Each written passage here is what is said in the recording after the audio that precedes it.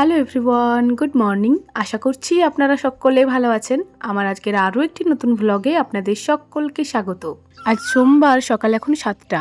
আজ আর ওই বাড়িতে আমি চা মুড়ি করতে যাইনি। 6টার সময় যখন আমি যাচ্ছিলাম, মা দেখছি জল নিয়ে চলে গেছে। তো মা বলছে থাক তাহলে আমি করে দিচ্ছি। আমারও একটুখানি ভয়েস ওভার দেওয়া বাকি ছিল, সেটুকুনি দিলাম। আর তারপর এই যে ঝাটপাট দিয়ে দিয়েছি।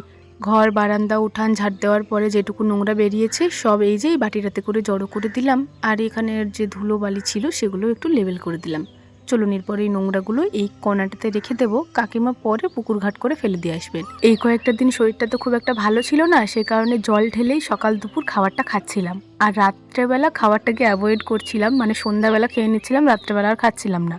আর আগের দিনও ঠিক তাই করেছি, রাত্রেবেলা খাইনি বলতে গেলে, এইটুকুনি নিয়েছিলাম, মানে থালাতে বসেছি, কারণ বাবা এখনই চেঁচাবে, বলবে কালকে খাওনি আজকেও খাবে না, সে কারণে বসেছিলাম।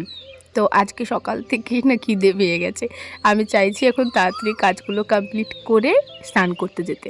ঝাটপাট তো এই বাড়িতে দিয়ে নিয়েছি। আজ আর শুধু মুড়ি খাবো না, শুধু মুড়ি খেয়ে পেট ভরছে না জানেন। আজ মুড়ি খাবারের জন্য কিছু বানাবো, তারপরে যাব স্নান করতে। তো এই যে দেখুন, ইধারের ঘরে ঝাঁটাটা ছিল, ওই বাড়িতে যাচ্ছিলাম বুটি আর ঝুড়িগুলো আনতে। যাবার সময় সাথে করে একেবারে ঝাঁটাটা নিয়ে যাচ্ছি, ওই বাড়িটা ঝাঁট দিয়ে নেব, তারপর বটি ঝুড়ি নিয়ে আসবো, মুড়ি খাবার করে যাব স্নান করতে। সংসারের কাজের পাশাপাশি যেদিন একটু এক্সট্রা কাজকর্ম থাকে সেদিন ইচ্ছা করে না সংসারের সমস্ত কাজকর্মগুলো ডিটেলসে শেয়ার করতে। আর যেমন পুজোটা আছে, তার উপর ওই যে বললাম সকালেই খিদে পেয়ে গেছে।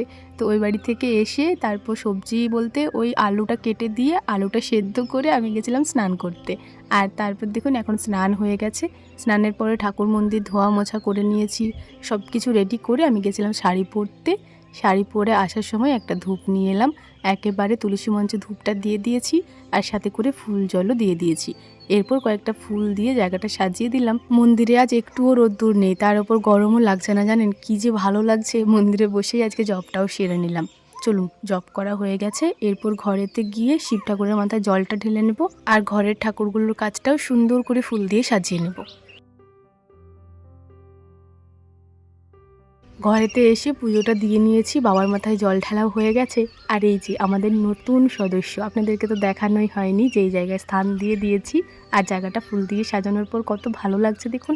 পুজোর কাজকর্মগুলো আজ আর শেয়ার করলাম না, আসলে কি জানেন তো, ক্যামেরা নিয়ে নিয়ে পুজো করলে না অর্ধেক ধ্যান ক্যামেরার দিকে থাকে, অর্ধেক পুজোর দিকে। সেই কারণে এই পুজো দেওয়ার সময়টাতে ক্যামেরাটা স্কিপ করলাম। এই যে দেওয়া হয়ে গেছে, তারপর ক্যামেরাটা অন করলাম। আমার ঘরে ঠাকুরের কাছে একটা ধূপ দিয়েছি, আর তুলসী মঞ্চে একটা দিয়েছি, আর এই যে মিষ্টুর ঘরের ঠাকুরগুলোর কাছে আর একটা ধূপ দিয়ে দিলাম। চলুন, পুজো দেওয়া তো হয়েছে, ভিজে জামা কাপড়গুলো এখনও বালতিতেই আছে। এই জামা কাপড় কটা এখন এই তারাটাতে মিলে দেব। আজ শাশুড়ি মা খাওয়া দাওয়া করে নিয়েছে, আসলে মা গেছে আজকে মাঠে। আমাদের টমেটো বাড়িতে এখন আর টমেটো সেরকম হচ্ছে না, তবে হচ্ছে কয়েকটা, একটু খুঁটে খুঁটে নিতে হবে। বাবা মাঠ যাওয়ার আগে মাকে বলে গেছে তুমি যদি সময় পাও একবার যাবে, কারণ কালকে তো হাটবার, মঙ্গলবার আছে, কালকে হাট যাবে, তো যদি টমেটো একটুখানি বেরোয় তাহলে নিয়ে যাওয়া হবে। মা সে কারণেই ওই 8টার সময় করে খাওয়া দাওয়া করে নিয়েছে, আর আমার পুজো দিতে দিতেই মা কিন্তু মাঠ চলে গেছে। যাই হোক, এদিকে আমার জামা কাপড় মেলাও হলো, চলুন এরপর খাওয়া দাওয়াটা করে নিই। সকালে আজকে আলু সেদ্ধ বানিয়েছি মুড়ির সাথে খাওয়ার জন্য। কয়েকদিন এত টমেটো হচ্ছিল, কিছুদিন আগেই আপনাদেরকে তো দেখিয়েছিলাম। আজ ভাবলাম টমেটো আলু সেদ্ধ আর মুড়ি খাবো, তো বাড়িতে একটাও টমেটো নেই, টুকুনি টুকুনি রয়েছে, তাও আবার নষ্ট হওয়া। তো এটাই হয় জানেন তো, যখন থাকে তখন অনেক থাকে, আর যখন থাকে না তখন একটুও থাকে না। যাই হোক, কয়েকটা ছাঁচি পেঁয়াজ নিয়েছি, আর ওই ধারে তো আলু সেদ্ধ আছে, তো এই দিয়েই আজকে সকালের মুড়ি খাবারটা খাবো। চলুন এরপর যাওয়া যাক। খাবার খেতেই আজ প্রায় আধ ঘন্টা সময় লাগলো, কারণ সুব্রত একবার ফোন করেছে, আরও একজন একবার ফোন করেছিল, তো কথা বলতে বলতে অনেকটা সময় পার করে ফেলেছি। খাওয়া দাওয়া হলো এই মাত্র। এই বাড়িতে এসে বাসনপত্র ধুলাম, মানে আমার এঁঠো বাসনটা আর কেটলিটা। ওই বাড়িতে কাকিমা আঁচ দিয়ে দিয়েছে, এই সময় আঁচটা চলেও এসছে। চলুন তাড়াতাড়ি এই বাসনপত্রগুলো রাখি। আমার মুড়ি খাওয়া দাওয়া হলো, আর তারপরে আঁচটা চলে এসেছিলো, তো কাকিমাকে বললাম তাহলে কাকিমা পাট শাকটা সেদ্ধ করতে বসিয়ে দিন, আমি থালাটা ধুয়ে নিয়ে আসি, ততক্ষণ কিছুটা হলেও সেদ্ধ হয়ে যাবে। এই যে কাকিমা সেদ্ধ করতে বসিয়েছিল, লবণ দিয়ে ঢাকা দিয়ে সেদ্ধ করতে দিয়েছিল, আমি এখন খুলে একটু নাড়িয়ে চাড়িয়ে নিচ্ছি। এই সময় সেদ্ধ ভালোই হয়ে গেছে, এরপর নামিয়ে নেব। আজকে পাট শাকটা খুব একটা ঝোল ঝোল করবো না, একটু থকথকে করব। আজ বেশ অনেকগুলোই পাট শাক ছিল, তো এতটা পাট শাক ঝোল করতে গেলে অনেকটা হয়ে যাবে, তারপর লাস্টে সে ফেলাই যাবে, সে কারণে একটু থকথকে করব, তাহলে সমস্তটাই উঠে যাবে। শাকটা নামিয়ে নেওয়ার পর কড়াইটা জল কাপড় দিয়ে ধুয়ে নিয়েছি। কড়াইয়ে দিয়ে দিলাম অল্পখানি তেল, একটা শুকনো লঙ্কা, আর ওই যে রসুন ছেঁচাটা। কড়াইটা ভীষণ গরম হয়ে গেছে জানেন, আঁচটা ভীষণ পরিমাণে চলে এসছে, তো রসুনটা দিতে না দিতেই খড়ে গেল। তাড়াহুড়ো করে এই যে শাকটা দিয়ে দিলাম। চলুন এরপর শাকটা একটুখানি সাতলাবো, মাঝে চিনিও দিয়েছিলাম, আর তারপর সাতলিয়ে পরে নামিয়ে নিচ্ছি। মোটামুটি সব ধরনের শাকই আমার ভালো লাগে, তবে পাট শাকটা একটু বেশি ভালো লাগে। বহুদিন আগে আপনাদেরকে বলেছিলাম যে ভেন্ডির টকের রেসিপিটা শেয়ার করব, তবে সেদিন থেকে আর বানানোই হয়ে ওঠেনি, যদিও বানিয়েছি আর ভিডিও করিনি। আজ বানাবো আবারও ভেন্ডির টক, তো আজকেও ওই রেসিপিটা আপনাদের সাথে শেয়ার করব। প্রথমে এই যে আলুটা ভেজে নিচ্ছি, এটা হচ্ছে ডিমের আলু, মানে ডিমের তরকারি হবে, তো ডিমটা ভেজে তরকারি করা হবে। তো ওই তরকারির আলুটা প্রথমে ভেজে তুলে নেব, তারপর এই তেলটাতেই ভেন্ডির টকটা বানাবো। অল্প হলুদ দিয়ে আলুগুলোকে ভেজে নিয়েছি, একদম ভেতর পর্যন্ত সেদ্ধ হয়নি, তবে একটুখানি সেদ্ধ হয়েছে। তো এই সময় দেখুন ওপরে কোটিং পড়ে গেছে, আর একটুক্ষণ থাকলে পুড়ে যাবে আলুগুলো। তো এই যে আলুগুলোকে এখন তুলে নিচ্ছি, একটা বাটিতে করে তুলে রাখছি। ডিমের তরকারিটা একদম লাস্টে হবে, কারণ ঠাকুমা ডিম খায় না। ওই তেলেই এই যে ভেন্ডিগুলো দিয়ে দিলাম, ভেন্ডিগুলো দিয়ে এখন বেশ কিছুক্ষণ নাড়াচাড়া করব। প্রথমে কিন্তু ফোড়নটা দিতে হয়, তবে কড়াইটা ভীষণ গরম হয়ে গেছিলো বলে আমি প্রথমে ভেন্ডিগুলো দিলাম, কারণ প্রথমে ফোড়নটা দিলে নয়তো ফোড়নটা একদম পুড়ে যাবে। তো এই যে দশনি করে 1 দশন তেল দিয়ে ফোড়নটা দিয়ে, মানে 5 ফোড়ন দিয়ে 5 ফোড়নটা হালকা খড়িয়ে নিয়ে এই যে ভেন্ডির সাথে এখন মাখিয়ে নিচ্ছি। এরপর ভেন্ডিটা হালকা কালার চেঞ্জ হওয়া অবধি ভাজবো। এই যে দেখতেই পাচ্ছেন হালকা পুড়ে পুড়ে যাচ্ছে, খুব বেশি ভাজবো না, তাহলে ভেন্ডিটা গলে যাবে নাড়াচাড়া করতে করতে। এই সময় দিয়ে দিলাম সর্ষে বাটা, আর সর্ষে বাটার সাথে লবণ, হলুদ, লঙ্কার গুঁড়ো মিক্স করে রেখেছিলাম, আর ওই বাটি ধোয়া জলটাও একটুখানি দিলাম। মশলাটা যতক্ষণ না ভেন্ডির গায়ে লেগে লেগে যাচ্ছে, এই যে দেখুন একদম কালারটাও চেঞ্জ হয়ে গেছে, মাখো মাখো হয়ে গেছে, ততক্ষণ কষাবো। আর তারপর দিয়ে দেবো বেশ খানিকটা জল। এই জলটাতে ভেন্ডিটা 1 ফুট সেদ্ধ হবে। কাকিমা ওদিকে বেশ খানিকক্ষণ আগেই অল্প তেঁতুল জলে ভিজিয়ে রেখেছে, তো ওই তেঁতুলটা জলের সাথে একটু ভালো মতো মিক্স করে নিয়েছি, একদম পিউরি বানিয়ে নিয়েছি। তারপর এই ফুটন্ত ঝোলটাতে ওই তেঁতুলের পিউরিটা দিয়ে দিলাম। যখন একটু বেশি করে রোদ্দুর ওঠে তখন এই টক জাতীয় খাবারটা খেতে একটু বেশি ভালো লাগে। যাই হোক, তেঁতুলের পিউরিটা দিয়ে একটুক্ষণ ঝোলটা ফুটিয়েছি, তারপর কাকিমাকে বললাম চিনিটা দিয়ে দিতে। 3 চামচ দিতে বললাম, কাকিমা 3 চামচ চিনি দিয়েছে। আজ টকটা একটুখানি মিষ্টি মিষ্টি লাগছিল, 2 চামচ চিনি দিলে একটু বেশি ভালো হতো, মনে হচ্ছে আরও টক লাগতো। যাই হোক, চিনি দেওয়ার পর অল্পখানি ফুটিয়েছি, চিনিটা গলে গেছে, আর সেই সময় চেখে নামিয়ে দিলাম, বেশ ভালোই হয়েছে। দেখুন আজকে কিন্তু আপনাদেরকে ভেন্ডির টকের রেসিপিটা দিয়েছি। এরপর সব শেষে বানাবো ডিমের তরকারিটা। আজ আর গোটা ডিমের তরকারি করব না, ডিমটা ভেজে তরকারি করব। তো 7 জন মতো আমরা ডিম খাবো, তো তার জন্য 4টে ডিম নিয়েছি, আর 4টে ডিমকে এখন একটা বাটিতে করে ভেঙে নিলাম।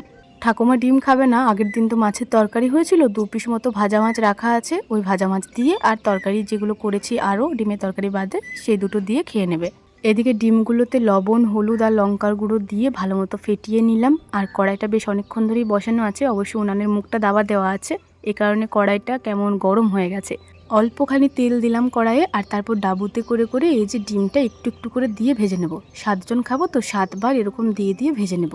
ডিম ভেজে আলু সর্ষে দিয়ে তরকারি বহুদিন হয়ে গেল বানানো হয়নি, বেশ অনেক দিন আগে একবার বানিয়েছিলাম, ভীষণ ভালো হয়েছিল।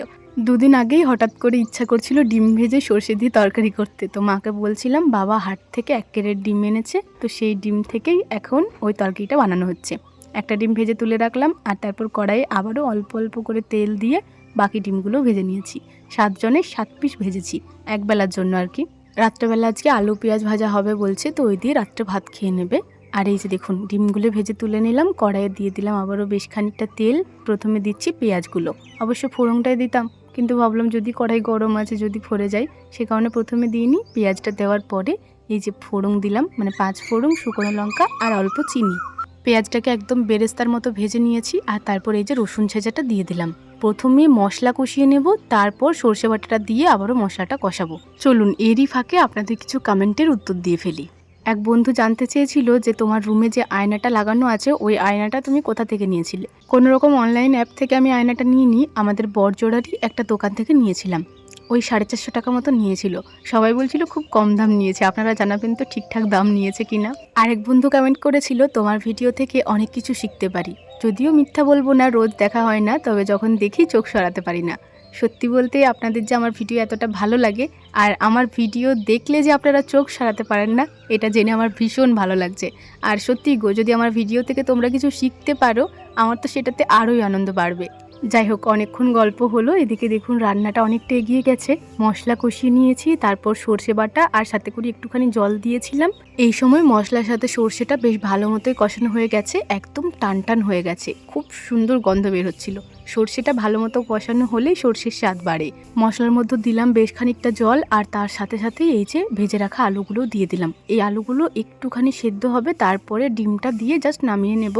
উনানের আঁচটাও এই সময় একেবারে ঝিমিয়ে গেছে জানেন, আসলে দাওয়া দিয়ে ওই যে ডিমগুলো ভেজেছিলাম, এতে করে আঁচটা ঝিমিয়ে গেছে। একটা ভুয়ো কাঠ ছিল, সেই কাঠটায় মিটিয়ে দিলাম উনানে, আর তারপর একটু ঢাকা চাপা দিয়ে দিয়েছিলাম তরকারিটা। আলুটা যাতে ভালো মতো সেদ্ধ হয় সেজন্য ঢাকাটা দিয়েছিলাম।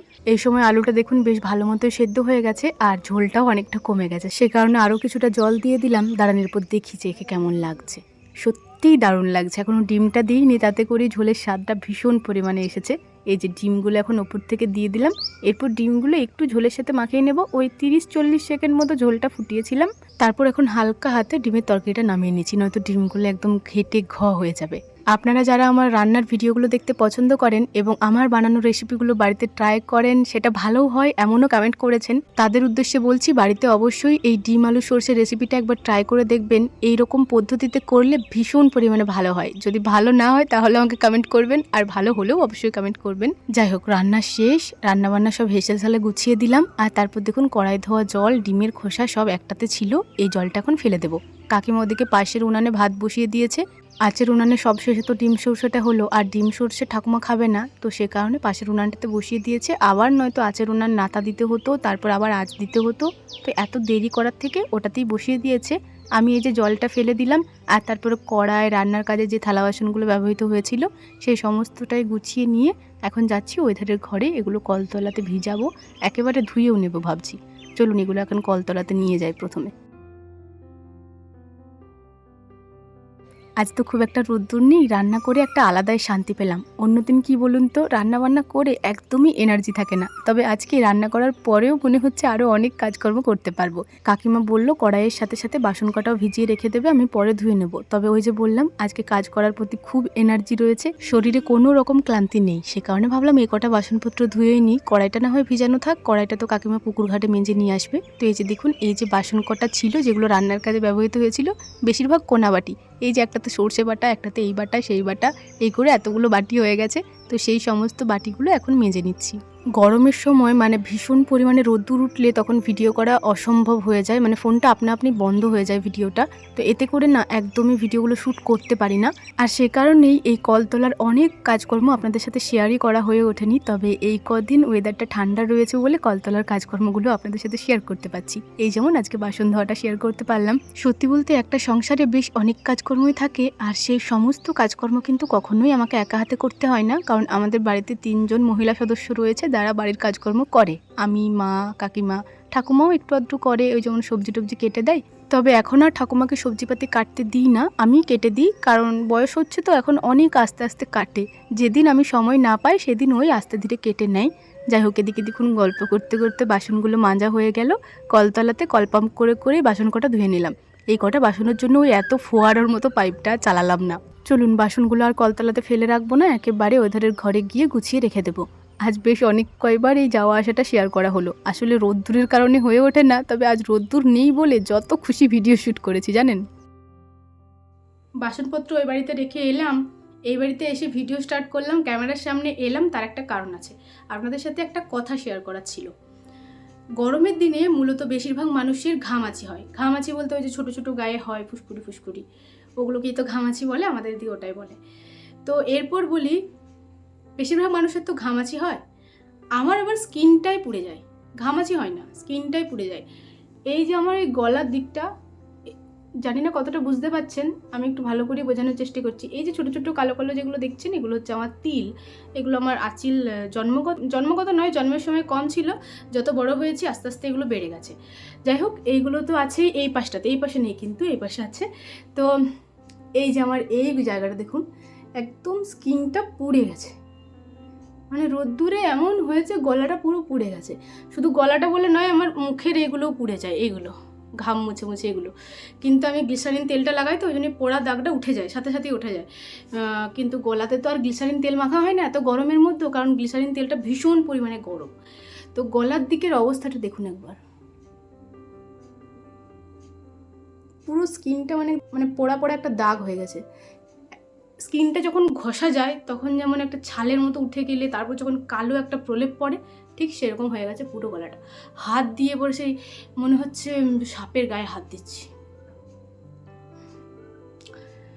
আমার গরমের মধ্যে এই প্রবলেমটাই হয়ে থাকে। আপনাদের কার কি হয় একটু জানাবেন তো। আপনাদেরও কি আমার মতো সেম প্রবলেম হয় গরমের দিনে এরকম গলা কিংবা ঘাড় কিংবা এই যে মুখের এই পাশগুলো পুড়ে পুড়ে যায়? আপনাদের সাথেও কি এমনটাই হয়? যদি এমনটা হয়ে থাকে অবশ্যই কমেন্টে জানাবেন, কারণ আমার যে এগুলো কেন হয়, এতটাই কি রোদ্দুর লাগছে আমার, আমি নিজেই বুঝতে পারি না। যাই হোক, চলুন এইটুকুই শেয়ার করার ছিল। আপনাদের কাদের কাদের এমনটা হয় অবশ্যই জানাবেন কিন্তু। বন্ধুরা, দাঁড়া ভালো করে নে পিঠে। ছোটবেলায় মিষ্টিকে আমি কলা নিতাম, আর মিষ্টি এখন আমাকে কলা নিচ্ছে। দাঁড়া এবার তরকারিটা ফেলি, ঠিক আছে? চলো এবারে কলতলা অবধি মিষ্টি আমাকে এরকম পিঠে করে দেখে দেখে মিষ্টি। চলো, ছোটবেলার ঋণ শোধ করছে মিষ্টি। তোকে আমি বলতে দেবো না যে তোকে আমি কলা নিতাম। রেস হয়ে যাক, রেস রেস রেস রেস। খাওয়া দাওয়া হলো, এই যে বাসনপত্র কাকিমা কলতলায় ভিজিয়ে দিয়ে গেল। এরপরে বাসন কটা মেজে নিই, আজকে রোদ খুব একটা নেই, বাসন মাজতে খুব একটা অসুবিধা হবে না। চলুন এই বাসন কটা মেজে নিই। এরপর এই মুহূর্তে অনেকটাই সময় পার করে ফেলেছি, সন্ধ্যা 7টা 15-20 মতো বাজে। এই সময় এই যে মিষ্টুকে পড়তে বসিয়েছি। দৈনন্দিন দিনের মতো আজও ভাত খাওয়ার পরে কোনো রকম ভিডিও শ্যুট করা হয়নি, তো মিষ্টুকে পড়তে বসালাম। এই সময় ক্যামেরাটা অন করলাম। আজকে দেখুন আমার এই উলের ঝুড়িটা নিয়ে বসেছি। মূলত এটা ভীষণ পরিমাণে এলোমেলো হয়েছে, একটু গুছিয়ে রাখবো বলেই এটা নিয়ে বসেছি। তবে চোখ পড়লো আমার আসনটার দিকে। সত্যি কবে শুরু করেছিলাম, মাঝে আর করাই হয়নি বলে শেষ করে উঠতে পারিনি। আজ দেখি একটুখানি করব ভাবছি। 2-1 দিনের মধ্যে এটা শেষ করে দিতে পারলে শান্তি। কত দিন হলো জানেন এই আসনটা শুরু করেছি। যাই হোক, তার আগে উলের ঝুড়িটা গুছিয়ে নিই। এই যে সমস্ত জিনিসগুলো বের করে ঝুড়ির তলাটা একটা কাপড় দিয়ে ঝেড়ে নিয়েছি। যে আর্ট পেপার বা কালার পেপারগুলো ছিল সেগুলো তলাতে দিয়েছি, তার উপরে এই যে উলগুলো একটু গুছিয়ে গুছিয়ে রেখে দিচ্ছি। এই ঝুড়িটা আমার তো কাজে লাগেই, তবে এখন মিষ্টুরও কাজে লাগছে। ওই যে ওর স্কুলের কর্মশিক্ষার জন্য ছোট ছোট জিনিসগুলো এই ঝুড়ির জিনিসপত্র দিয়েই তো বানিয়ে নেওয়া হয়।